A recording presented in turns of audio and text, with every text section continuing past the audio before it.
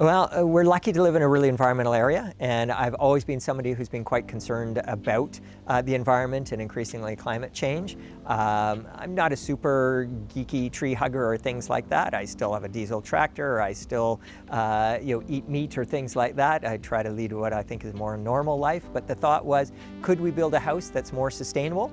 Look like a normal house on the outside, operate like a normal house, but actually be doing things that are going to perhaps be more common in the future than what we've seen in the past. So could we actually build a house, for example, that generates more energy than it uses? Could we build a house that's more resilient and will be able to weather the storms that we could be seeing in the future years ahead better? Could we build a house that's actually healthier than most homes, as so many buildings these days suffer from sick building syndrome or mold or dampness or those sort of things? And in the end, can we just have a better, happier home for my family? In many ways, the heat pump is the heart of the home. And while some people say the living room or the kitchen or whatever is their favorite room in the house, or their bathroom with the whirlpool tub or something like that, I think actually utility room is my favorite room in the house, just because there's so much magic going on there. The idea that it could be as simple as energy coming from the solar panels on the roof, powering the geothermal units, drawing the heat and cool out of the ground, running the entire house not only carbon-free, but fossil fuel-free and cost-free, with no utility costs or things like that, is something that's very appealing, very sustainable, very resilient, and fits well. So we've got the geothermal system here that is tied in to the ductwork from the old house that used to be an oil furnace. We literally just brought the ductwork together and patched into this. And then the ductwork runs throughout the new part of the house as well, providing warm air in the winter and keeping air circulating so things stay warm and comfortable in winter, warm and drier and cooler in summer. And this is basically heating and cooling all the air in the house. It was super easy. The key thing was finding the right partner, and we lucked out. Our builder here recommended Buchanan and Hall.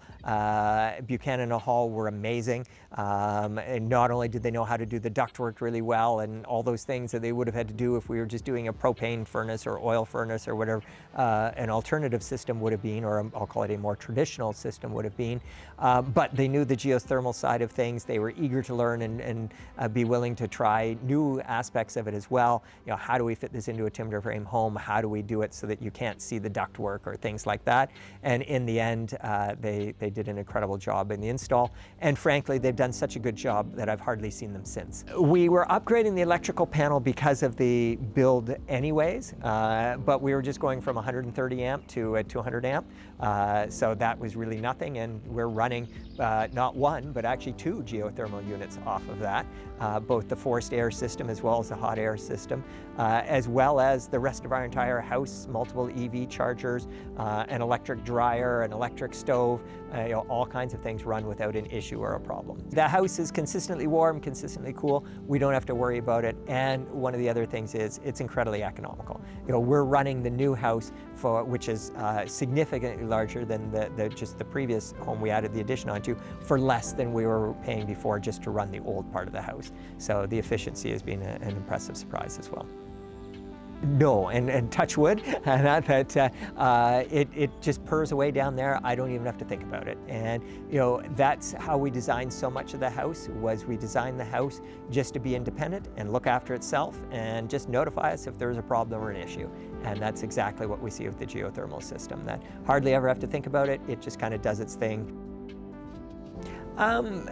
Yeah, there's a lot of benefits. Everything from not having to worry about trying to get a propane truck down our laneway in the middle of winter when it's not easy to get in and not easy to turn around or whatever. I don't have to worry about running out of fuel oil in the middle of the night or before. In fact, before, because of our remote location, the tanks were actually large enough I would have a 2-year supply of fuel oil on site, which then again is a concern, because if you have that amount of oil ever leak, you're now into an Exxon Valdez-like disaster. So just to have the peace of mind of I don't have all these toxic, flammable things that I have to worry about, plus the sustainability, plus the economy, it's a no-brainer. Anyone in a rural location, even an urban location, when I see how comfortable it keeps our house, how simple it is to run. Yes, the installation took some planning. I won't even say took work. It just had to think through a little more than just the no-brainer of dropping another natural gas furnace in where the natural gas furnace was. But once the planning was in place, we've had a beautiful, resilient, well-functioning system that we're thrilled with.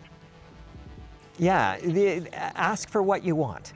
Meaning the installers aren't going to recommend something if they don't think you want it. And they're going to assume just because you have a gas furnace, you probably want a gas furnace. Just like when you walk into a car dealership, if you drive in a pickup truck, they're probably going to try to sell you a pickup truck.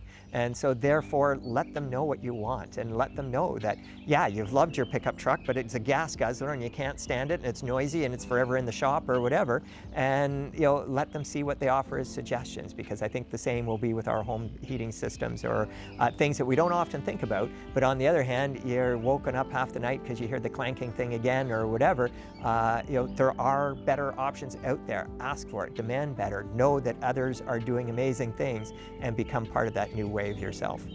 This might be a little bit unusual now, but it will be the way how everyone does everything in the future. We can see it. One just has to look to other countries. One just has to look to the trends. It's obvious the direction that things are going on, and it should be obvious to people what's needed. And I think where that is most important is with the kids. This is my kids growing up now. This is all they've ever known, and this will probably be the normal for the future for them. And I think it's so important that we have that perspective on the future and looking towards the future and doing things the sustainable way that we need.